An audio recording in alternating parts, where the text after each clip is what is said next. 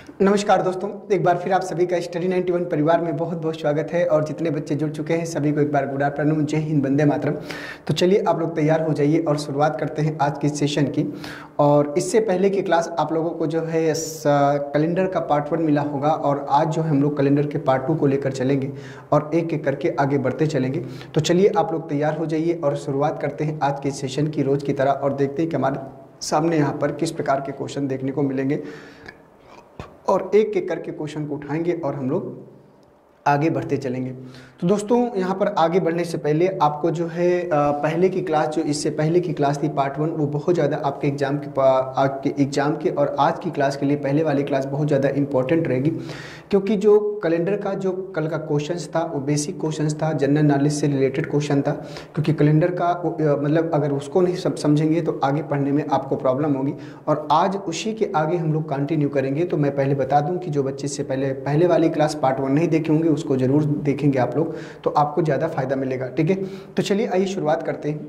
तो आगे बढ़ने से पहले यहाँ पर आप लोग जो है देख सकते हैं कि कैलेंडर में कल मैंने आपको बताया था कि अगर कल की क्लास में जहाँ से क्लास समाप्त हुई थी उसमें बताया था मैंने आप लोगों को कि अगर कोई महीना होता है तो कौन से दिन महीने में 5 बार आते हैं, कौन से महीने में जो है। तो मार्च का अगर महीना होगा तो 3 दिन ऐसे होंगे जो 5 बार आएंगे। और अगर 31 का महीना होगा और 30 का महीना होगा तो 2 दिन, 29 का महीना होगा तो 1 दिन, और 28 का महीना होगा तो कोई भी दिन महीने में 5 बार नहीं आता है। वो डिपेंड करता है कि उसका रिमाइंडर, उसके ऑड डेज कितने बचते हैं, उसी के अकॉर्डिंग डिपेंड करता है। अब उसी के आगे अगर हम लोग कंटिन्यू करें तो अगर मान लीजिए मैं आपको एक बात बताऊं, जैसे पॉइंट की अगर बात करें तो साधारण वर्ष की अगर हम लोग बात करें तो आप लोगों को बताना है कि साधारण वर्ष में कितने अतिरिक्त दिन होते हैं। साधारण वर्ष में अतिरिक्त दिनों की संख्या, तो ये जानना आपके लिए बहुत ज़रूरी है। साधारण वर्ष में अतिरिक्त दिनों की संख्या क्या होती है ये आपको बताना है। साधारण वर्ष में अतिरिक्त दिनों की संख्या, ठीक है। तो साधारण वर्ष की अगर हम लोग बात करें तो आप लोगों को पता है कि पहले एक साधारण वर्ष जो होता है वो कितने दिन का मनाया जाता है। तो आपको एक बात पता होता है कि एक साधारण वर्ष में आपको पता होगा कि 365 दिन होते हैं। एक साधारण वर्ष में 365 दिन होते हैं, और 365 दिनों में, और हमें पता है कि अतिरिक्त दिन, ऑड डेज या विषम दिन निकालते हैं तो किसी भी संख्या में हम लोग किससे भाग देते हैं, 7 से भाग देते हैं। तो 365 में अगर हम 7 से भाग देंगे तो 365 में 7 से भाग देंगे, 7 पना 35, 5 बार जाएगा, 7 दूनाई 14, तो ये 52 आएगा। 52 क्या है, सप्ताह। आप कहते हो ना कि एक साल में 52 सप्ताह होता है, तो ऐसे ही निकाला जाता है 7 से डिवाइड करके। तो यहाँ पर 7 पना 35, 7 दूनाई 14, अब एक शेषफल बचता है, और जो एक शेषफल जो रिमाइंडर बचता है वही विषम दिन कहलाता है। वही क्या कहलाता है, विषम दिन कहलाता है। ये बात आपको ध्यान देना है। तो यहाँ पर हमने की निकालना था कि साधारण वर्ष में विषम दिनों की संख्या कितनी होती है। तो एक साधारण वर्ष में विषम दिनों की संख्या 1 होती है। कोई भी साधारण वर्ष होगा उसमें 365 दिन होते हैं, और साधारण वर्ष में जो ऑड डेज की संख्या होती है वो कितनी होती है, 1।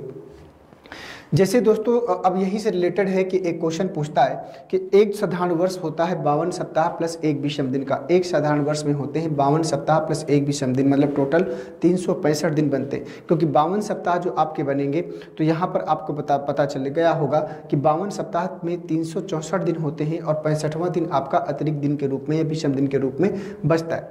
जैसे दोस्तों अगर यहाँ से एक प्रश्न अगर जनरेट करके पूछ लेता है, इस प्रश्न को ध्यान से सुनिएगा। मेरा सवाल ये है कि एक साधारण वर्ष में 52 सप्ताह और 1 विषम दिन होता है। तो मेरा सवाल ये है कि एक साधारण वर्ष में ऐसे कितने दिन होते हैं जो 53 बार आते हैं। एक साधारण वर्ष में ऐसे कितने दिन होते हैं जो 53 बार आते हैं। तो यहाँ पर क्वेश्चन आपसे क्या बनता है, यहाँ पर ध्यान से देखिएगा। एक साधारण वर्ष में ऐसे कितने दिन होते हैं, ऐसे कितने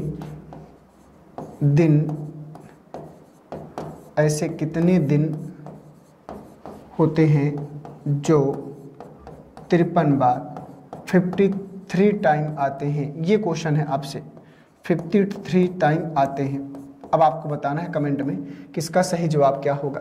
मैंने इसलिए लिख दिया है कि शायद आप लोग मेरी बातों को ना समझ पाए, लैंग्वेज जो मैं बोल रहा था उससे सुनने में समझ में ना आए, तो मुझे लगा कि लिख देते हैं जिससे आपको आसानी से क्वेश्चन पढ़ के जवाब दे सको। क्वेश्चन बहुत अच्छा है। क्वेश्चन ये कह रहा है कि एक साधारण वर्ष में ऐसे कितने दिन हैं जो 53 टाइम आते हैं, 53 बार आते हैं। तो दोस्तों देखो 53 बार का मतलब ये है, एक सीधा सा कॉन्सेप्ट ये है कि अभी जो मैंने यहाँ पर एक चीज़ बताई, एक साधारण वर्ष में 52 सप्ताह होते हैं और 52 सप्ताह का मतलब ये होता है कि हर दिन साल में 52 बार आएगा। एक सप्ताह में 7 दिन होते हैं, 2 सप्ताह में फिर 7 दिन होते हैं। इसका मतलब ये हुआ कि हर दिन साल में 52 बार आएगा। 52 सप्ताह का मतलब यही होता है।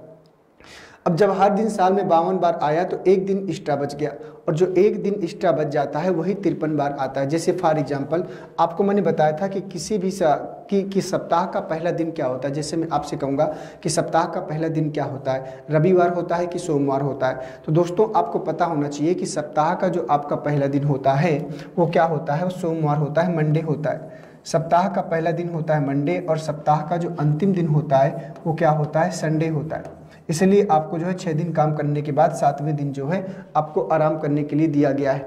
ठीक है। अब दोस्तों जैसे यहाँ पर हम लोग बात करें तो एक साधारण वर्ष में ऐसे कितने दिन होते हैं, तो 53 बार आते हैं। तो जवाब आपको मिल गया कि मात्र एक दिन ऐसा होता है जो 53 बार आता है। क्यों? क्योंकि 52 सप्ताह का मतलब हर दिन 52 बार आएगा, एक दिन बचेगा। जैसे दोस्तों अगर ध्यान से समझे, जो सप्ताह आपका होता है वो मंडे टू संडे होता है। जो सप्ताह आपका होता है वो कैसे होता है, मंडे टू संडे चलता है, एक सप्ताह कंप्लीट हुआ। इसी प्रकार से मंडे टू संडे 2 सप्ताह, इसी प्रकार से मंडे टू संडे 3 सप्ताह, इसी प्रकार से dot dot Monday to Sunday मान लीजिए आपके 52 सप्ताह कंप्लीट हो गए। और 52 सप्ताह का मतलब ये हुआ कि 364 दिन आपने यहाँ पर कंप्लीट कर लिया, और अभी आपका 65वां दिन बचा है। अभी आपका 65वां दिन बचा है, तो इसका मतलब ये हुआ कि मंडे टू संडे एक सप्ताह, मंडे टू संडे एक सप्ताह। इसका मतलब है जो अंतिम दिन बचेगा तो यहाँ पर जो पहला वाला दिन होगा वही जाकर क्या करेगा, रिपीट कर जाएगा। मतलब जो 1 तारीख को दिन होगा वही क्या करेगा, अंतिम तारीख को आएगा। और मैंने कल की क्लास में बताया था कि किसी भी साधारण वर्ष का प्रथम दिन और अंतिम दिन आपस में क्या होता है, समान होता है। तो किसी भी साधारण वर्ष का अगर प्रथम दिन और अंतिम दिन आपस में समान होता है तो इसका यही रीजन होता है कि जो सप्ताह, जो किसी वर्ष साधारण वर्ष का अगर कोई वर्ष का पहला दिन है वही जाकर अंतिम दिन रिपीट करता है, क्योंकि सप्ताह तो ऐसे ही चलेगा। अगर मान लो किसी साधारण वर्ष का पहला दिन मंगलवार हो गया तो मंगलवार से 7 दिन चलेगा, फिर मंगलवार से 7 दिन चलेगा, तो वही क्रम बन जाएगा ना। एक तो मैंने बेस लिया है, यहाँ पर समझाने का प्रयास किया है। तो यही एक रीजन है कि जैसे 364 दिन ऐसे कंप्लीट होते हैं तो 65वां दिन जो होता है वो पहले वाला दिन जाकर यहाँ पर लास्ट में क्या करता है, रिपीट करता है। यही एक रीजन होता है कि किसी भी साधारण वर्ष का प्रथम दिन और अंतिम दिन आपस में क्या होता है, समान होता है। ये आपको यहाँ पर ध्यान देना था। उम्मीद करता हूँ दोस्तों कि ये पॉइंट आपको समझ में आया होगा। अब बढ़ते हैं अगले पॉइंट में।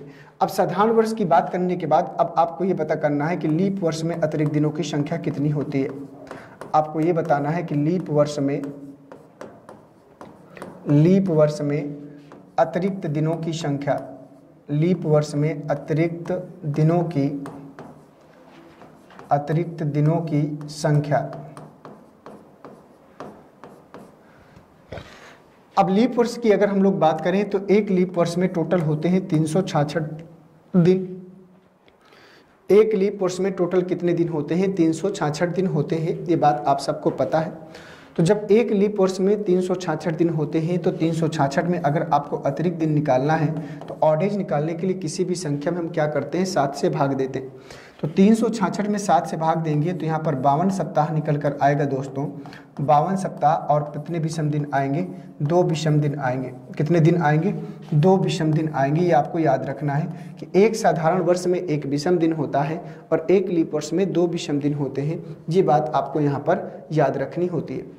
तो यहाँ पर हमने देख लिया कि यहाँ पर 52 सप्ताह आपका निकल कर आया, और जब 52 सप्ताह निकल कर आया तो यहाँ पर भी क्वेश्चन पूछ सकता है कि एक लीप वर्ष में ऐसे कितने दिन होते हैं जो 53 बार आते हैं। तो 53 बार का मतलब ये हुआ कि 52 सप्ताह का मतलब है कि हर दिन 52 बार आएगा। जो 2 दिन एक्स्ट्रा बच गए, वो 53 बार आएंगे। ठीक है, ये आपको ध्यान देना है, क्योंकि इसमें टोटल कितने होते हैं, 366 दिन होते हैं। जैसे यहाँ पर अगर भी समझने का प्रयास करें तो दिन हमारा मंडे टू संडे चलेगा, एक सप्ताह, मंडे टू संडे 2 सप्ताह, मंडे टू संडे 3 सप्ताह, डॉट डॉट इसी प्रकार से समाप्त होगा। और मंडे टू संडे आपके जो है मतलब पूरे के पूरे 52 सप्ताह आपके कंप्लीट हो गए। अब इसके बाद यहाँ पर 52 सप्ताह में आपके 364 दिन जाते हैं। इसके बाद यहाँ 365वां दिन मंडे, और फिर इसके बाद क्या आएगा, ट्यूसडे इस प्रकार से आएगा। तो ये जो आपका होगा, तो इसलिए मैंने कहा था कि जो किसी भी लीप वर्ष का प्रथम दिन और अंतिम दिन में एक दिन का अंतर होता है, क्योंकि प्रथम दिन इसका मंडे है तो अंतिम दिन इसका क्या होगा, ट्यूसडे होगा। एक दिन का अंतर होगा, अंतिम दिन प्रथम दिन से एक दिन अधिक होता है। कारण क्या है कि इसमें 366 दिन हो जाते हैं। अगर कल की क्लास अगर आपको मेरी याद है ध्यान से, तो आप इस बात को जरूर समझ पाओगे। समझ में आ गई बात। तो इस प्रकार से चीज़ें जो है आपके यहाँ पर चलती हैं। तो उम्मीद करता हूँ कि इस प्रकार से आपको समझ में आया होगा कि साधारण वर्ष क्या होता है और लीप वर्ष क्या होता है। और साधारण वर्ष की डिफिनेशन अगर पहचानने के लिए आपको पता है कि किसी भी वर्ष में 4 से भाग देने पर अगर वो वर्ष 4 से पूर्णतः विभाजित नहीं होता है तो साधारण वर्ष होता है, और अगर वो वर्ष 4 से पूर्णतः विभाजित हो जाता है तो क्या होता है, लीप वर्ष होता है। ये बात मैं आपको बता चुका हूँ। और बाकी सेंचुरी के बारे में बताया था कि शताब्दी में भी डिवाइड होता है। कोई अगर सेंचुरी ईयर है तो उसको फिर 4 से डिवाइड न करके आप 400 से डिवाइड करते हो कि वो साधारण की वर्ष का है कि लीप वर्ष का है। ये सारी की सारी बातें आपको जो है बढ़िया से बता दी गई थी। ठीक है दोस्तों, तो चलिए इतने पॉइंट आपको समझाने थे जो आपके समझ में आ गए होंगे। अब इसी प्रकार से हम लोग क्या करेंगे, आगे बढ़ेंगे। ठीक है, चलिए, तो ये हो गया पॉइंट आपका। देखिए, वास्तविक रूप में कैलेंडर मैंने बताया था कि 3323 वर्षों के लिए होता है, लेकिन वास्तविक रूप में कैलेंडर 400 वर्षों का ही बनाया गया है, क्योंकि 400 वर्षों के पश्चात कैलेंडर अपने आप को दोस्तों क्या करता है, रिपीट कर लेता है। 400 वर्षों के पश्चात कैलेंडर अपने आप को क्या कर लेता है, रिपीट कर लेता है। ये बात आपको ध्यान देना है। जैसे मान लो मुख्य रूप से शताब्दी जो होती है, मुख्य शताब्दियाँ जो होती हैं 100, 200, 300 और 400, यही 4 शताब्दियाँ हैं। इसके बाद फिर 400 वर्ष जैसे होते फिर से कैलेंडर अपने आप को पुनः सेम टू सेम क्या कर जाता है, रिपीट कर जाता है। ये बात आपको समझना है। ठीक है, जैसे मान लो दोस्तों, अगर यहाँ पर हम समझने का प्रयास करें, अगर मैं आपसे कहता हूँ कि 100 वर्ष में, ध्यान से देखिएगा, 100 वर्ष में अतिरिक्त दिनों की संख्या, 100 वर्ष में अतिरिक्त दिनों की संख्या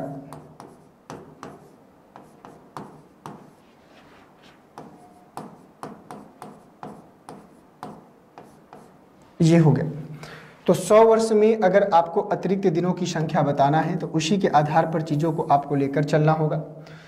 तो दोस्तों पहले 100 वर्ष टोटल मान लीजिए 100 वर्ष है, तो पहला क्वेश्चन आपका यहाँ से ये बनेगा कि मान लो अगर टोटल 100 वर्ष है और वर्ष हमारे दो होते हैं, एक साधारण वर्ष और एक क्या होता है, लीप वर्ष। तो दोस्तों अगर हमको समझना पड़े, अगर मैं कहूँगा कि 100 वर्षों में आपको ये बताना है कि कितने लीप वर्ष होते हैं, कितने लीप वर्ष होते हैं और कितने साधारण वर्ष होते हैं, तो पहले आपको ये पता होना चाहिए। तो चलो जल्दी से कमेंट करके बताओ आप लोग कि 100 वर्षों में कितने लीप वर्ष होते हैं और कितने साधारण वर्ष होते हैं। जिनको पता है वो कमेंट करके बताएं, जिनको नहीं पता मेरा इंतजार करें। आज के बाद आपको भी ये बात पता चल जाएगी कि 100 वर्ष में कितने लीप वर्ष और साधारण वर्ष होते हैं, और पता चल जाए तो फिर भूलना नहीं है, क्योंकि कॉमन चीज़ें हैं। अगर ये सब भूलते हैं तो फिर समस्या उत्पन्न हो जाती है। तो दोस्तों हमने यहाँ पर देखा कि 100 वर्षों में अतिरिक्त दिनों की संख्या अगर हमको निकालना है तो ध्यान से समझिएगा। मान लो हमें पता है कि जो लीप वर्ष होता है, जो लीप वर्ष होता है वो हर चौथा साल लीप वर्ष होता है कि नहीं। जैसे मान लीजिए हर चौथा साल, एक 4 साल में हम लीप वर्ष मनाते हैं। मतलब लीप वर्ष का मतलब ही होता है कि बस इतना अंतर आता है कि उसमें फरवरी 28 की जगह आपकी 29 की हो जाती है। ठीक है, अब दोस्तों अगर हमको 100 वर्षों में लीप वर्ष की संख्या निकालना है तो लीप वर्ष हर चौथा साल होता है, इसलिए हम लीप वर्ष निकालने के लिए किसी भी संख्या में 4 से भाग देते हैं। और साधारण वर्ष अगर 8 डेज की संख्या विषम दिन निकालने के लिए तो 7 से भाग देते हैं। अंतर समझिएगा, लीप वर्ष निकालने के लिए क्योंकि लीप वर्ष हर 4 साल में आता है इसलिए 4 से भाग देते हैं। अगर हम विषम दिन अतिरिक्त दिन की बात करें तो विषम दिन 7 दिन का होता है, सप्ताह 7 दिन का, तो 7 से भाग देते। तो यहाँ पर अगर 100 में हम 4 से भाग दें तो कितनी बार जाएगा, 25 बार। जो भागफल होता है 25 चौको 100, 25 क्या है, भागफल है। तो जो भागफल होता है वो लीप ईयर की संख्या को बताता है। तो यहाँ पर कितने लीप ईयर बने, 25 लीप ईयर बने। ध्यान से समझना, यहाँ पर कितने लीप ईयर बने, 25 लीप ईयर बने। लेकिन अभी ये बात कंप्लीट नहीं हुई। क्यों नहीं हुई, ध्यान से समझना, क्योंकि टोटल 100 वर्ष है यहाँ पर। लेकिन अगर मैं स्पेशली 100वें वर्ष की बात करूं, अगर मैं स्पेशली 100वें वर्ष की बात करूं, जैसे मान लो अगर 100 वर्ष को मैं 2 पार्टों में डिवाइड कर दूं, एक पार्ट 99 वर्ष टोटल ये हो गए और एक पार्ट यहाँ पर एक और बचेगा, तो 99 और 100, जो 1वां वर्ष ये वाला होगा ये स्पेशली 100वां वर्ष होगा। और जो 100वां वर्ष है ये क्या है, ये शताब्दी है। और ये जो 100वां वर्ष है ये क्या है, शताब्दी है। और शताब्दी को लीप वर्ष बनने के लिए उसको 4 से नहीं, उसको 400 से डिवाइड होना पड़ेगा। तो क्या है, जो 100 है क्या ये 400 से डिवाइड है? आप कहोगे सर नहीं, तो ये 100वां वर्ष दोस्तों फिर जनरल ईयर की कैटेगरी में जाएगा। और अगर हमने 100 को 4 से भाग दिया है तो ये 100 भी 4 से डिवाइड हो गया है, इसलिए यहाँ पर 25 में हम क्या करेंगे, 1 माइनस करेंगे। और जब 25 में 1 माइनस करेंगे तो यहाँ पर बचेगा 24। तो कितने लीप ईयर निकल कर आएंगे? 24 लीप ईयर निकल कर आएंगे। अब ये बात आपकी सही, जैसे मान लो 99 में आप 4 से भाग देते हो, तो 99 में 4 से भाग दोगे तो 24 चौको 96, तो यहाँ पर 99 वर्षों में 24 लीप ईयर बनते हैं, क्योंकि जो 100वां वर्ष है आप उसको 400 से डिवाइड करो तो यही 24 लीप ईयर निकल कर आएंगे। चाहे ऐसे समझो और चाहे ऐसे समझो, बस आपको इतना समझ में आना चाहिए कि 100वां वर्ष ये लीप ईयर नहीं है, ये 100वां वर्ष जो है साधारण वर्ष है। क्यों? क्योंकि 400 से डिवाइडेड शताब्दी अगर किसी भी वर्ष के बाद में आएगी तो उसको लीप ईयर साधारण वर्ष पहचानने के लिए आप 4 से न डिवाइड करके आप 400 से डिवाइड करते हो। ये बात मैं बार बार इसलिए रिपीट कर रहा हूँ कि आपके दिमाग में फीड हो जाए और भूलने का प्रयास ना करें। आइए दोस्तों अब आगे बढ़ते हैं। तो यहाँ पर हमने देखा तो इन 100 वर्षों में अगर हम लीप ईयर की बात करें तो यहाँ पर दोस्तों लीप ईयर की संख्या हमने कितना निकाला? 24 निकाला। और इसके बाद यहाँ पर अगर हमने 100 में 24 लीप ईयर निकाला तो 100 में 24 आप घटा दो, कितना बचेगा? 76। और 76 क्या हो जाएंगे? आपके साधारण वर्ष हो जाएंगे। ये बात आपको ध्यान देना है। तो हमने यहाँ पर दो चीज़ें हमने यहाँ पर निकाल के देखा कि 100 वर्षों में टोटल लीप ईयर की संख्या कितनी होती है? 24। और साधारण वर्षों की संख्या कितनी होती है? 76। 76 और 24 जोड़ोगे तो 6 4 10 7 2 9 1 10 100 टोटल कंप्लीट होता है। अब यहाँ पर हमें ये नहीं निकालना है, हमें ये नहीं निकालना था, हम तो कुछ और फाइंड आउट कर रहे थे कि 100 वर्षों में अतिरिक्त दिनों की संख्या मतलब ऑड एज की संख्या। ये बात समझ में आ गई आपको? अब दोस्तों अभी मैंने बताया था कि एक लीप वर्ष में कितने अतिरिक्त दिन बनते हैं, तो आप कहोगे सर कि एक लीप वर्ष में 2 अतिरिक्त दिन बनते हैं। जस्ट मैंने अभी बताया था कि एक लीप वर्ष में 2 विषम दिन या 2 अतिरिक्त दिन होते हैं, और एक साधारण वर्ष में कितना होता है? 1 विषम दिन होता है। ये बात अभी हम लोगों ने यहाँ पर जस्ट समझी थी, ठीक है, जस्ट समझी थी। अब यहाँ पर अगर एक लीप वर्ष में 2 होता है तो 24 लीप वर्षों में तो 24 दूना कितना हो जाएगा? 48 यहाँ पर लीप ईयर बनेंगे। और एक साधारण वर्ष में 1 होता है तो यहाँ पर 76 जो है 76 मतलब विषम दिन बनेंगे। 48 विषम दिन यहाँ बनेंगे और 76 विषम दिन, क्योंकि एक लीप वर्ष में 2 विषम दिन और एक साधारण वर्ष में 1, तो 76 साधारण वर्ष में 76, इनको जोड़ो। तो जब इनको जोड़ोगे तो 8 और 6 14 होगा, और 7 4 11 और 1 12, 124 टोटल विषम दिन बनेंगे। और विषम दिनों की संख्या कभी भी 7 से ज़्यादा नहीं आ सकती है, आपको ध्यान देना है, क्योंकि विषम दिन निकालने के लिए किसी भी संख्या में हम किससे भाग देते हैं? 7 से भाग देते हैं। ये टोटल फिर 7 से ज़्यादा हो गया तो फिर आप 7 से इसको भाग दे लोगे। तो जब इसको 7 से भाग दोगे तो 7 एक नम 7, कितना बचेगा? 5, तो हो जाएगा 54। और 7 7 49, 49 और यहाँ पर 49 हो गया, और 54 में 49 घटाएंगे तो 5, तो यहाँ पर 5 क्या आएगा? विषम दिन आएगा। 5 क्या आएगा? विषम दिन आएगा। ये बात आपको ध्यान देना है। तो ये सबसे महत्वपूर्ण पॉइंट है जो अभी आपने यहाँ पर निकाला। तो हमसे अगर क्वेश्चन पूछता है कि 100 वर्षों में अतिरिक्त दिनों की संख्या, तो 100 वर्षों में जो अतिरिक्त दिनों की संख्या, जो विषम दिनों की संख्या होती है वो कितनी होती है? 5 होती है। उम्मीद करता हूँ कि बात आपको समझ में आई होगी। इसका आप जो है स्क्रीनशॉट ले लो या नोट डाउन कर लो, क्योंकि पॉइंट आपका जो है बहुत ही इंपॉर्टेंट है। तो हमने यहाँ पर देख लिया। तो ये बात देखो, मैं आपको ये बताना चाहता हूँ, ये बात आपको याद हो चाहे ना याद हो, कैसे निकालते हैं, लेकिन अगर आपको इतना याद है कि 100 वर्षों में 24 क्या होते हैं? लीप वर्ष होते हैं, 76 साधारण वर्ष होते हैं, और विषम दिनों की संख्या कितनी होती है? 5। तब भी आपका काम चल जाएगा, क्योंकि आगे इनकी बार बार नीडेड पड़ेगी, ठीक है। चलिए, मैंने कहा था कि कैलेंडर जो हमारा होता है मुख्य रूप से जो है 400 वर्षों का बनाया गया है, तो 100 वर्षों का हम देख लेते हैं। आगे आपको बताना है 200 वर्षों में अतिरिक्त दिनों की संख्या। बस इतना आप आगे बता दो कि 200 वर्षों में अतिरिक्त दिनों की संख्या, 200 वर्षों में अतिरिक्त दिनों की संख्या।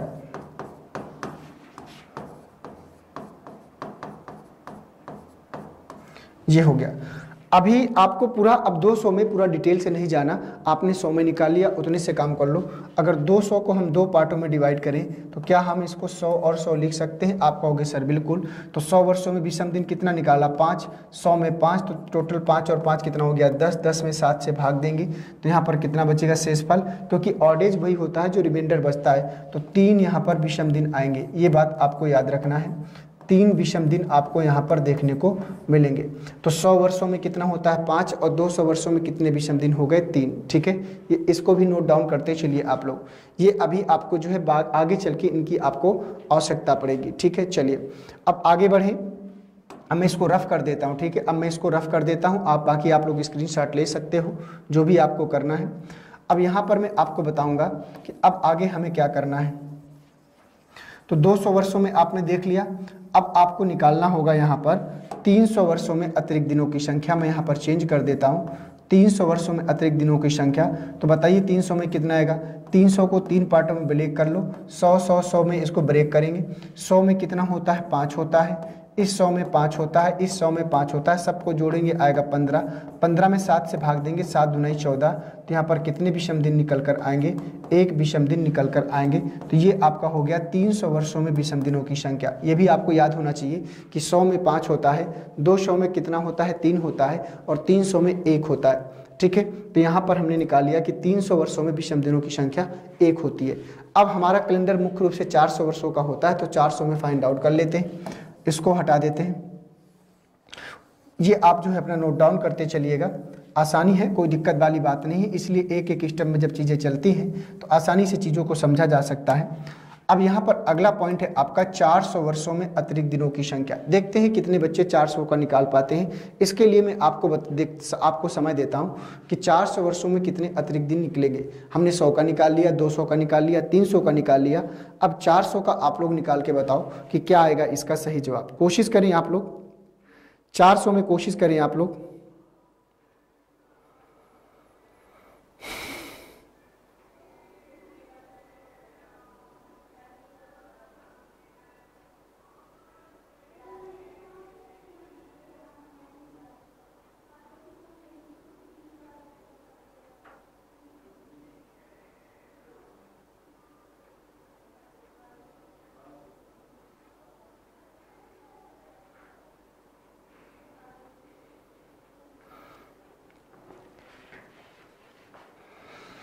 आइए देखते हैं। तो 400 को आप इसको 100 में, प्लस इसको भी 100 में, प्लस इसको भी 100 में, और प्लस इसको भी 100 में, 400 को लिख लो। तो यहाँ पर 100 में 5 होता है, यहाँ पर 100 में 5 होता है, यहाँ पर 100 में 5 होता है, और यहाँ पर 100 में 5 होता है। तो टोटल कितना हो जाएगा, 20। अभी ये बात कंप्लीट नहीं हुई, अभी ये बात कंप्लीट नहीं हुई। अगर दोस्तों अगर हम इसको ध्यान से समझने का प्रयास करें तो अभी तक मैंने आपको जो बातें बताई थी, 100 वर्ष में 5 होता है, और अब मैंने बताया था कि जो स्पेशली 100वां वर्ष है एक साधारण वर्ष होता है, तो एक विषम दिन होता है। लेकिन यहाँ पर अगर स्पेशली 400वें वर्ष की बात करेंगे तो स्पेशली 400वां वर्ष 400 से डिवाइडेड है, तो लीप ईयर में आएगा, और एक लीप वर्ष में 2 अतिरिक्त दिन होते हैं। अभी हमने साधारण वर्ष मान के किया है तो एक तो लिख लिया था। अगर साधारण वर्ष में 1 होता है, लीप वर्ष में 2, एक तो यहाँ पर ऐड है, 5 में ही 1 ऐड होता है। लेकिन अगर 400वां एक लीप वर्ष है तो एक लीप वर्ष एक दिन आपको एक्स्ट्रा और बढ़ाना पड़ेगा। तो यहाँ पर 1 और बढ़ा दो, तो 20 और 1 21, 21/7, 7 × 21 कितना निकल कर आएगा, तो यहाँ पर आपका 0 विषम दिन निकल कर आएगा। ये पॉइंट आपको यहाँ पर समझना था, क्योंकि 400वां वर्ष स्पेशली 400वां वर्ष एक लीप वर्ष की कैटेगरी में जाएगा, और एक लीप वर्ष में 2 अतिरिक्त दिन होते हैं। हम साधारण वर्ष मन के कर रहे थे, एक तो हम काउंट करके चल ही रहे थे, तो मतलब इसका मतलब 2 अगर लेना है तो 1 और बढ़ा लेंगे तो काम बन जाएगा। तो हमने 20 और 1 21 बढ़ा लिया और 7 से डिवाइड कर दिया, तो यहाँ पर विषम दिनों की संख्या कितनी आई, 0 निकल कर आई। ये पॉइंट आपको यहाँ पर समझना था, और उम्मीद करता हूँ कि सभी को ये पॉइंट यहाँ पर समझ में आ भी गया होगा बगैर किसी प्रॉब्लम के। ओके भैया, चलिए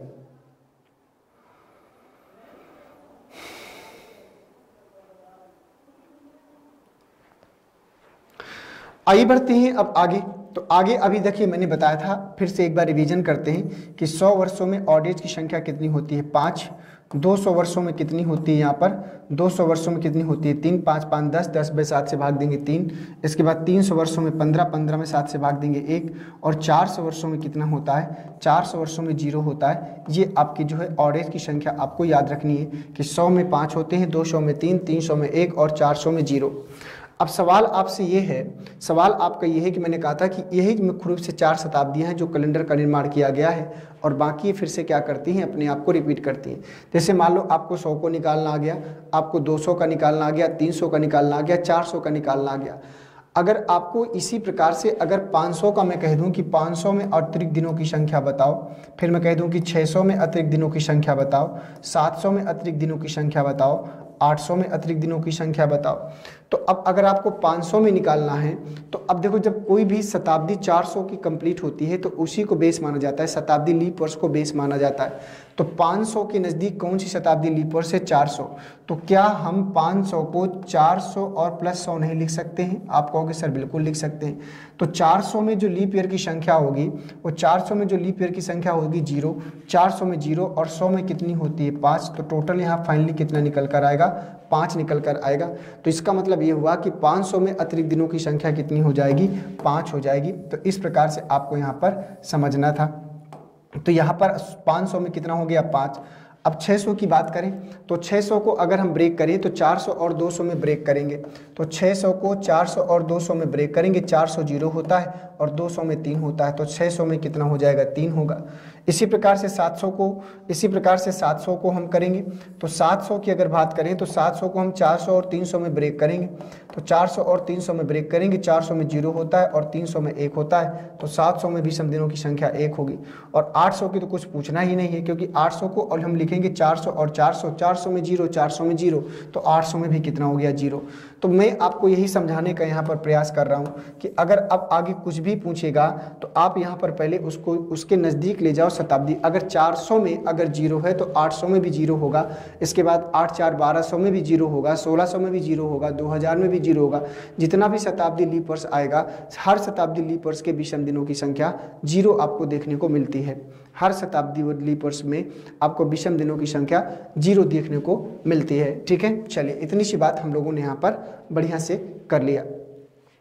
दोस्तों, तो मेरा कहना क्या यह है कि मैंने कहा था कि कैलेंडर मुख्य रूप से आपका जो है 400 वर्षों का बनाया गया है। अब मैं इसका रीजन सहित आपको बता देता हूं। क्यों? क्योंकि अगर इसमें ऑड एज की संख्या 5 है तो इसमें मुख्य रूप से जैसे 400 शताब्दियां कंप्लीट होती हैं तो पहली शताब्दी आपकी 5वीं शताब्दी में रिपीट करती है, इसका भी 3 है, इसका भी 3 है, तो दूसरी 6वीं में रिपीट करती है, और इसके बाद इसका भी 1 है, इसका भी 1 है ना। तो यहाँ पर तीसरी 7वीं में रिपीट करती है और चौथी कहाँ रिपीट करती है? 8वीं में। ये आपको ध्यान देना है। इसके बाद आएगा 9वां। तो 9वां जो है 5वां जाके 9वें में रिपीट करेगा, 6वां जाके 10वें में रिपीट करेगा। ये इसी प्रकार से अपने आप को क्या करता है? कंटिन्यू कर लेता है। तो मतलब वास्तविक रूप में कैलेंडर 400 वर्षों का ही होता है और इसके बाद ये अपने आप को क्या करने लगता है? रिपीट करने लगता है। बस ये बात आपको यहाँ पर देखना था और थोड़ा सा समझना था। ठीक है, आशा करता हूँ कि ये पॉइंट आपको यहाँ पर समझ में आ गया होगा। दूसरी बात आपको यहाँ पर यह ध्यान देना है कि जैसे मान लीजिए अभी मैंने बताया था कि 100 वर्षों में अगर लीप ईयर की बात करें तो 100 वर्षों में 24 लीप ईयर होते हैं। ये आपको ध्यान देना है। अभी आपने निकाला था तो 200 वर्षों में कितने लीप ईयर होंगे? तो यहाँ पर डिवाइड करेंगे तो 24 का डबल 24 दूना 48 हो जाएंगे, क्योंकि 48 लीप ईयर यहाँ पर आपको बन जाएंगे। क्योंकि अगर 100 में 24 होता है तो 200 में 48 लीप ईयर बनेंगे। इसके बाद 300 की बात करें तो 300 में लीप ईयर की संख्या तो 24 तय कितने होंगे? 72 लीप ईयर बनेंगे। अब मुख्य रूप से आ जाओ 400 वर्षों में लीप ईयर की संख्या, तो 24 चौको होता है 96 और 400वां वर्ष खुद एक लीप ईयर है, क्योंकि ये सब 100 200 300 साधारण वर्ष की कैटेगरी में जा रहे थे, इसलिए यहाँ पर आपको 24 24 ले रहे थे। तो 24 24 24 तो 24 दूना 48, तो यहाँ पर 48 लिखना था ना।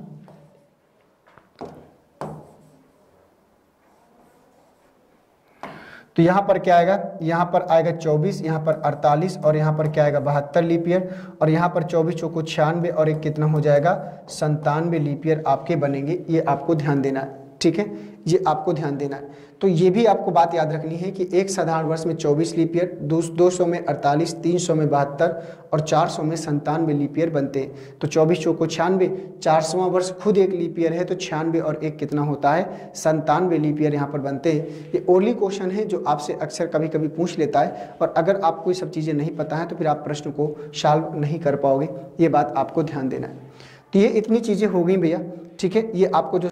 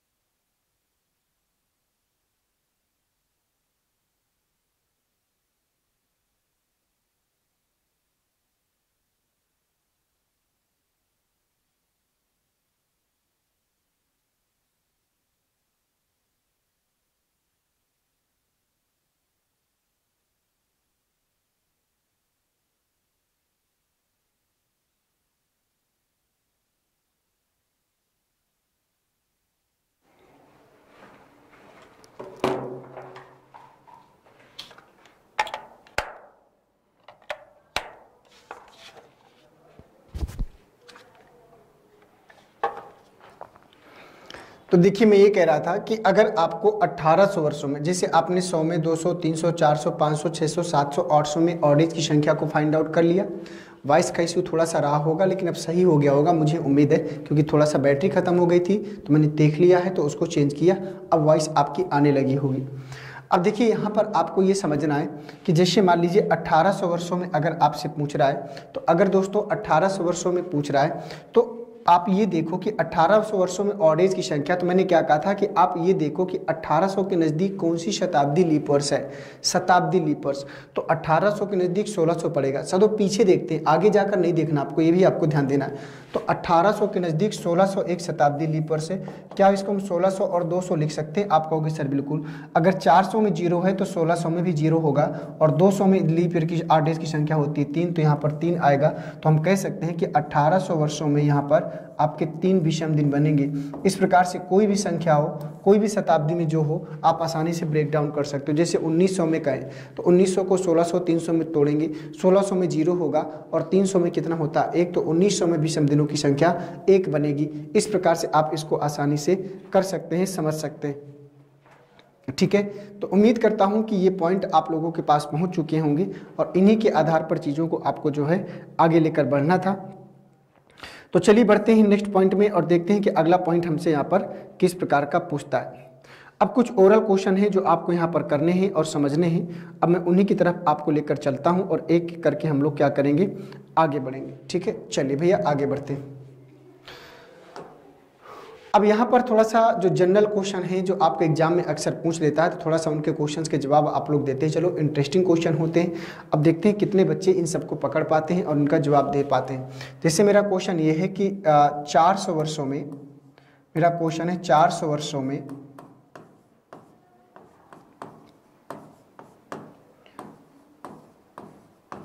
30 की तारीख, 400 वर्षों में 30 की तारीख कितनी बार आएगी? कितनी बार आएगी? ये मेरा आप लोगों से एक क्वेश्चन है कि 400 वर्षों में 30 की तारीख कितनी बार आएगी। तो जल्दी से कमेंट बॉक्स आपका ओपन है, उसको भर डालिए सभी लोग कि कितनी बार आएगी।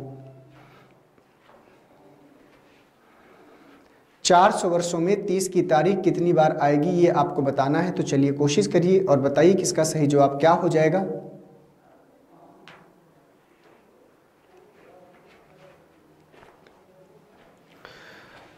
तो दोस्तों यहाँ पर एक कॉमन सेंस का क्वेश्चन है, कॉमन सेंस की बात है। अगर आप अपना सेंस आप ही मन लगा पाते हो तो आसानी से वहाँ तक पहुँच पाओगे। उसने कहा कि 400 वर्षों में 30 की तारीख कितनी बार आएगी। तो जब 400 वर्षों की बात करता है तो आपको पता है 30 की तारीख, मैंने बताया था कि 30 की तारीख एक साल में कितनी बार आती है। पहले आपको इतना दिमाग लगाना है कि 30 की तारीख एक साल में कितनी बार आती है। तो दोस्तों अगर फरवरी के महीने को छोड़ दिया जाए, अगर फरवरी के महीने को छोड़ दिया जाए तो हर महीने में 30 की तारीख आती है। क्यों? क्योंकि अगर कोई महीना 30 का है तब भी 30 की तारीख मिलेगी आपको, और अगर कोई महीना 31 का है तब भी आपको 30 की तारीख मिलेगी। बोलो इस बात से सहमत हो कि नहीं? आप कहोगे जी सर बिल्कुल। तो मान लो अगर हम 1 ईयर में बात करें तो एक साल में कितनी बार 30 की तारीख आती है? अगर फरवरी के महीनों को छोड़ दें तो बचेंगे 11 महीने। इन 11 महीने में आपको 30 की तारीख मिलती है। बोलो मिलती है कि नहीं? तो इसका मतलब ये हुआ कि एक साल में 11 बार 30 की तारीख आती है।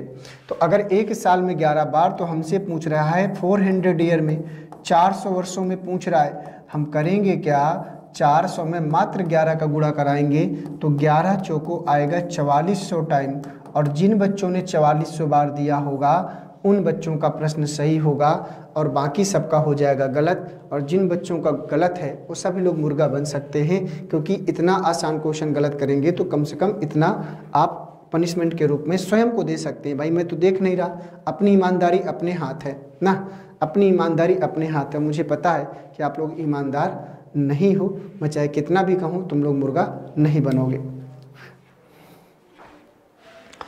तो ये हो गया आपका जो है 400 वर्षों में हमें पूछना था। तो 400 वर्षों में 30 की तारीख, तो आपका जवाब होगा कि 400 वर्षों में 30 की तारीख 4400 टाइम आएगी। अब मैं इसको रफ कर रहा हूँ, ठीक है, आप इसको नोट डाउन कर लें या स्क्रीनशॉट ले लें, आपके ऊपर डिपेंड करता है। क्लास आपकी यूट्यूब में पड़ी रहेगी, आप उसको दोबारा आप जो है नोट डाउन कर सकते हैं। अब यहाँ पर मैं थोड़ा सा चेंजमेंट करूँगा, बस क्वेश्चन यहीं पर जनरेट आपको कर लेना है कि अब मेरा क्वेश्चन ये है आप लोगों से कि 400 वर्षों में 31 की तारीख कितनी बार आएगी। चलिए बताइए 400 वर्षों में 31 की तारीख कितनी बार आएगी। क्वेश्चन को वहीं मैंने थोड़ा सा चेंजमेंट किया है। जल्दी से बताइए सभी लोग कि इसका सही जवाब क्या हो जाएगा।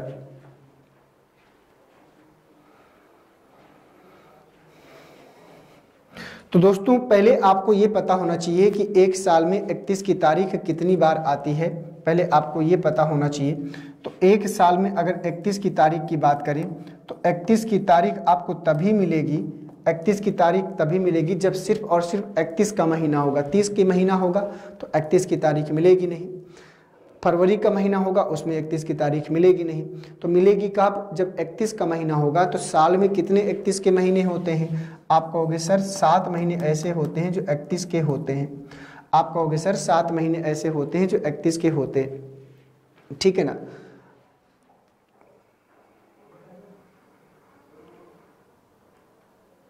ठीक है, ये हो गया।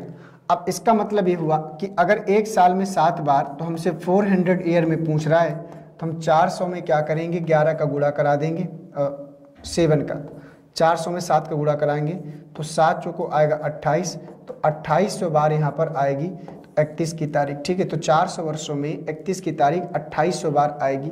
और अगर आपने 2800 आंसर किया है तो निश्चित रूप से प्रश्न आपका क्या करेगा, सही हो जाएगा। 400 वर्षों में 31 की तारीख 2800 टाइम आएगी दोस्तों। कितने टाइम आएगी? 2800 टाइम, ठीक है। चलिए, तो उम्मीद करता हूं कि इस प्रश्न को आप लोगों ने यहां पर बढ़िया से कर लिया होगा। एक क्वेश्चन आपका यहां पर क्या हुआ, समाप्त हुआ। क्लियर है। चलिए अब आइए बढ़ते हैं अगले पॉइंट में।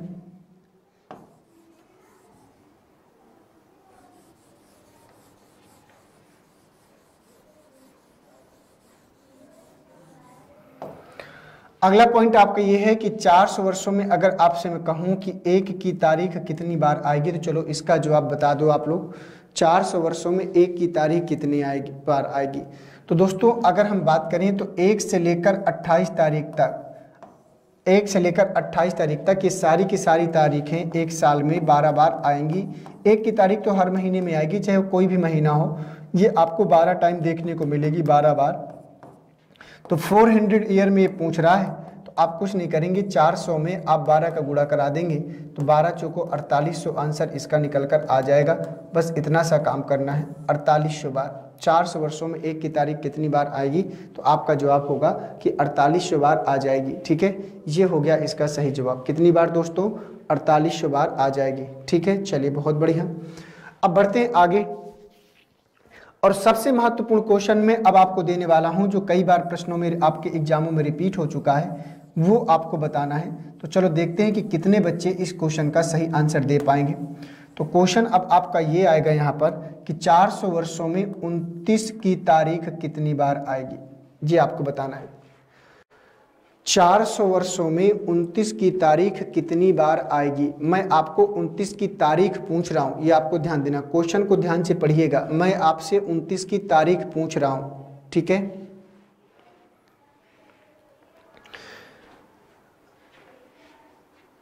चलिए बताइए जल्दी से इसका सही आंसर क्या होगा, सभी लोग फटाफट।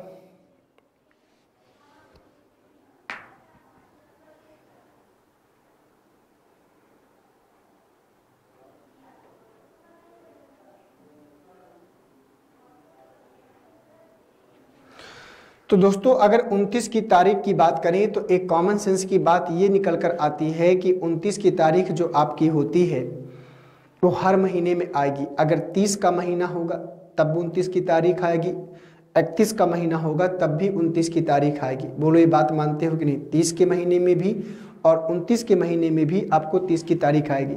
मान लो फरवरी महीनों को अभी छोड़ दो, क्यों? क्योंकि कुछ फरवरी के महीने ऐसे भी होते हैं जिसमें 29 की तारीख आती है। अगर कोई वर्ष लीप वर्ष होगा तो वहाँ 29 की तारीख मिलेगी, 29 की फरवरी के रूप में।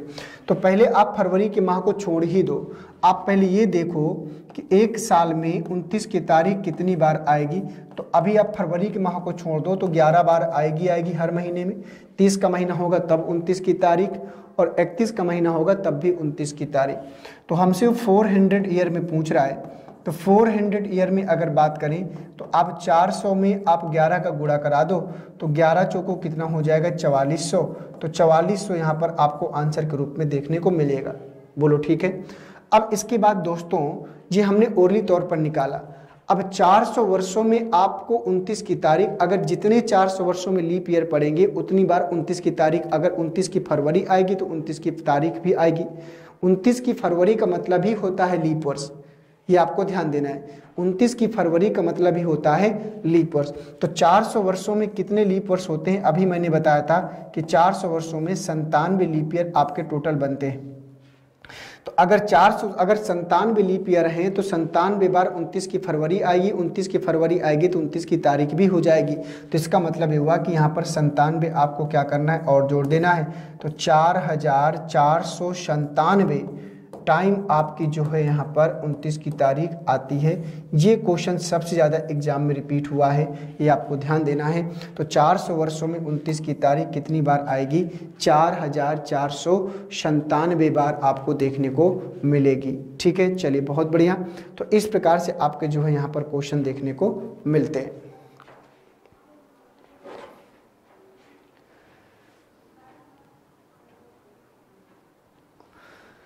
अब बढ़ते हैं आगे। तो आगे बढ़ने से पहले ये पॉइंट आपका समाप्त हो गया। अब आगे बढ़ने से पहले यहाँ पर कुछ और जो है आपके क्वेश्चंस हैं जो आपके जो है आपको सीखना है। तो पहले उनको सीख लेते हैं, फिर एक एक करके हम लोग क्या करेंगे, आगे बढ़ेंगे। ठीक है, चलिए। अगर मान लीजिए आपको जो है अब ये सीखना है कि अगर कोई भी वर्ष होगा तो उसमें कितने लीप वर्ष होंगे। Find to be leap year. अब आपको मैं लीप ईयर निकालना सिखाऊंगा कि लीप ईयर कैसे निकाले जाते हैं। ठीक है, बस थोड़ा सा समझ लेते हैं। वैसे ही आपको पता है कि किसी भी वर्षों में लीप वर्ष की संख्या को निकालने के लिए आप किससे भाग देते हो? आप कहोगे सर 4 से भाग देते हैं। जो भागफल होता है वही लीप ईयर की संख्या को बताता है। ठीक है, मेरा क्वेश्चन आपसे ये है कि आपको पता है कि अगर मोटे मोटे तौर पर समझें तो 100 वर्षों में मैंने बताया था कि भैया 24 लीप ईयर होता है। 200 में मैंने बताया था 24 के डबल 48 होता है। 300 में मैंने बताया था कि 24 ताई 72 होता है। और 400 में मैंने बताया था कि यहाँ पर 24 चौको 96 और 1 97 लीप ईयर बनते हैं। जितनी बात आपको याद होनी चाहिए, अगर इतनी बात अगर आपको याद है, यहाँ पर 24 लीप ईयर है, यहाँ पर आपके 48 लीप ईयर हैं, यहाँ पे आपके 72 लीप ईयर हैं और यहाँ पर आपके कितने हैं 97 लीप ईयर हैं। अगर इतनी बात आपको अच्छे से याद है तो मुझे नहीं लगता कि आपको आगे लीप ईयर निकालने में किसी भी प्रकार की कोई समस्या उत्पन्न होगी। आसानी से चीज़ों को आप लोग क्या कर सकते हो दोस्तों, सीख सकते हो। ठीक है, चलिए अब मैं इसको हटा दूँ, आप इसको याद रखेंगे। ठीक है, चलिए।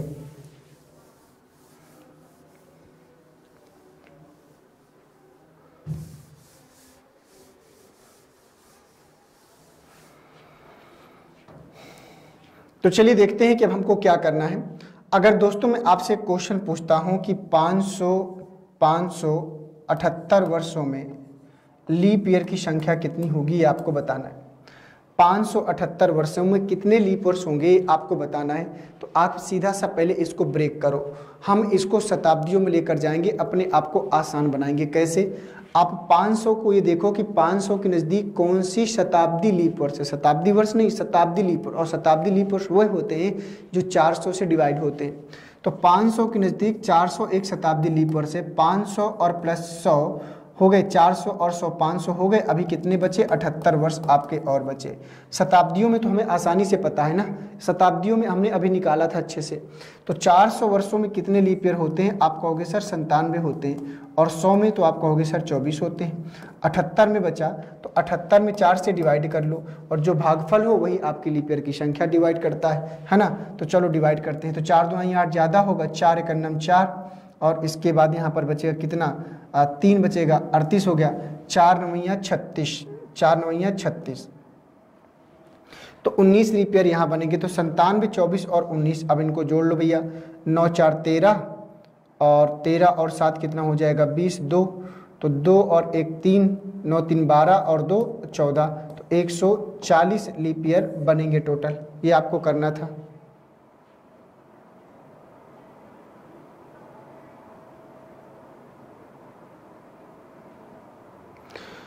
तो यहाँ पर हमने 578 वर्षों में लीप ईयर की संख्या जो निकाली 140 लीप ईयर निकाला, 140 लीप ईयर हमने यहाँ पर निकाला।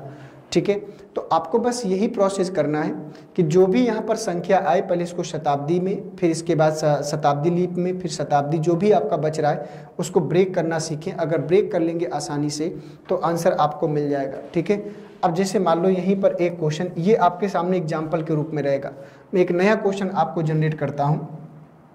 नया क्वेश्चन ये आपका कि 1100 लिखना है हमको। तो यहाँ पर आपको लिखना है कि 1155 वर्षों में लीप ईयर की संख्या आपको बताना है क्या होगी। तो पहले इसको ब्रेक कर लो, ब्रेक करो और फिर बताओ आप लोग।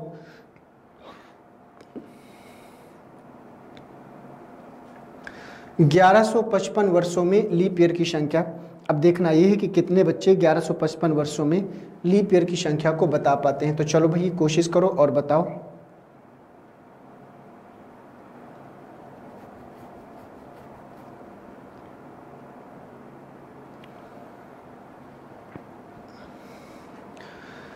तो 1100 के नज़दीक कौन सी शताब्दी लीप वर्ष पड़ेगी? तो 400, 800, 1200, 1200 ज़्यादा हो जाएगा तो आपको जो है 800 लेना है।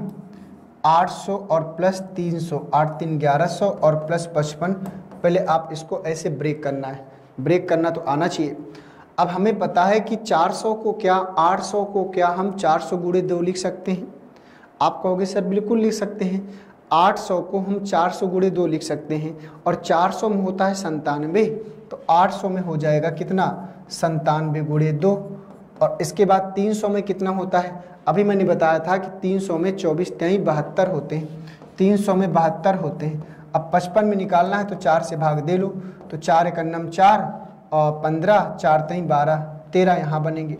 तो 2 सत्ते 14 ये हो गए, 2 सत्ते 14 के 4 और 2 नाम 18, 18 और 1 कितना हो जाएगा, 19 हो जाएगा। इसके बाद ये कितना हो गया, 7 2 3 और 2 5 होगा, 7 और 1 8 होगा, जोड़ लो। 5 और 4 कितना हो गया, 9, 9 8 17, 1 1 2, तो 279 लीप ईयर बनेंगे आपके टोटल। 279 लीप ईयर आपके बनेंगे टोटल। ये आपको कॉन्सेप्ट करना है। तो सबसे महत्वपूर्ण कार्य ये है कि आपको जो है ब्रेक करना आना चाहिए। अगर आपको ब्रेक करना आता है तो आसानी से प्रश्नों को क्या करोगे, आप लोग सॉल्व कर पाओगे बगैर किसी प्रॉब्लम के। ठीक है भैया, तो ये भी कंप्लीट नहीं हुआ, अभी मैं 1-2 क्वेश्चन और करा देता हूँ। ठीक है, जिससे आपका कॉन्फिडेंस निकल कर आ जाए। ठीक है, अभी परेशान नहीं होना है आपको कि सर ने इतना ही कराया है। अभी 1-2 क्वेश्चन मैं आपके सामने और लिख देता हूँ। तो अगला क्वेश्चन मेरा ये है आपसे कि 1390 वर्षों में लीप ईयर की संख्या बताइए। 1390 वर्षों में कितने लीप ईयर बनेंगे, ये निकाल के आप लोग बता दो तो काम हो जाए फिर आपका। 1390 वर्षों में लीप ईयर की संख्या आपको बताना है। तो चलो बताओ भाई कितने लीप ईयर बनेंगे यहाँ पर।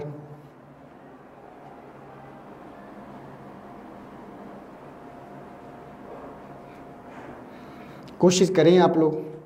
1390 वर्षों में लीप ईयर की संख्या। तो दोस्तों अगर 1390 में पूछ रहा है तो 1300 के नज़दीक कौन सी शताब्दी लीप वर्ष जाएगी। तो 1300 के नज़दीक अगर हम लोग बात करें तो यहाँ पर आएगा 1200 और 1200 और प्लस 100, ये हो गया 1300 और प्लस 90, इतना बचेगा, इतना बचेगा। तो हम इसको 1200 को 4 3 12, 400 गुणे 3 लिख सकते हैं। तो 1200 को क्या हम 400 गुणे 3 लिख सकते हैं। तो 4 3 12, तो इसको हम 400 में 97, तो 97 गुणे 3 भी लिख सकते हैं। 100 में कितना होता है, 24 होता है। अब 90 में 4 से डिवाइड करके आपको निकालना है। तो 4 दूनाई 8 और यहाँ बचेगा कितना, 4 दूनाई 8, 22 यहाँ बनेगा। तो 3 सते 21 और 3 नाम 27 और 2 29, 291 और प्लस 4 2 6 और 2 2 4 46 यहाँ पर आएगा। 6 और 1 7, 9 4 13, 2 और 1 3, तो 337 लीप ईयर बनेंगे। और जिन बच्चों ने 337 लीप ईयर निकाला होगा 1390 में, उन सभी का प्रश्न क्या करेगा, सही हो जाएगा। उन सभी का प्रश्न क्या करेगा, सही हो जाएगा। तो इस प्रकार से आपको प्रश्नों को करना है। तो कोई भी संख्या हो, अगर लीप ईयर की संख्या को निकालने के लिए बोलता है तो आप इसी फॉर्मेट का प्रयोग करेंगे, इसी कॉन्सेप्ट का प्रयोग करेंगे और आसानी से आप लोग जो है प्रश्नों को क्या कर पाएंगे, सॉल्व कर पाएंगे। एक क्वेश्चन में आपको और दे देता हूं, एक क्वेश्चन आपको और दे देता हूं कि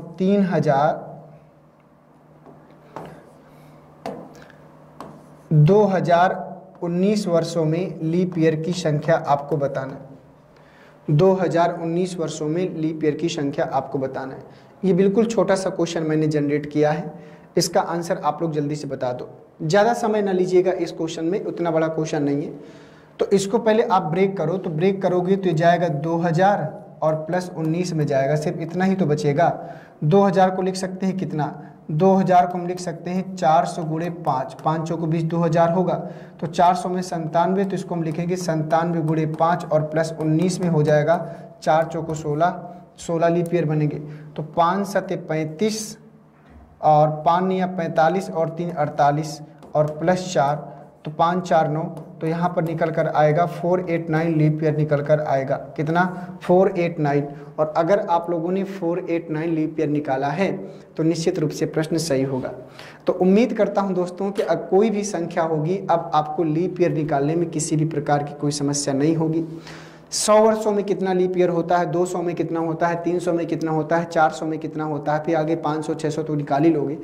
100 वर्षों में कितने विषम दिन होते हैं, सब चीज़ें जो मैंने आज आपको बताया। एक साधारण वर्ष में कितना एक अतिरिक्त दिन होता है, एक साधारण वर्ष में कितना, एक लीप वर्ष में कितना होता है, ये सारी की सारी चीज़ें आपको आज बताई गई हैं। तो मुझे लगता है कि आज की क्लास आपके लिए बहुत ही इंपॉर्टेंट रही होगी और आशा करता हूँ कि सेशन आपको समझ में भी आया होगा। अगर सेशन समझ में आया है तो कमेंट बॉक्स में ज़रूर बताइएगा आप लोग, और क्लास को लाइक ज़रूर करके जाइएगा दोस्तों, ठीक है। तो सभी बच्चों को एक बार फिर से नमस्कार और जय हिंद, वंदे मातरम। मिलते हैं आप सभी से नेक्स्ट क्लास में, और जो अगली क्लास होगी इसी के आगे मैं कंटिन्यू करूंगा। और कल की क्लास देखना मत भूलें, कल मैं आपको निकालना सिखाऊंगा ऑडेज की संख्या, कैसे किसी भी संख्या से ऑडेज को निकाल सकते हैं। और इसके बाद फिर हम लोग चलेंगे प्रश्नों की तरफ, ठीक है। एक एक करके आगे बढ़ते चलेंगे, ठीक है दोस्तों। नमस्कार, जय हिंद, वंदे मातरम। थैंक यू सभी को।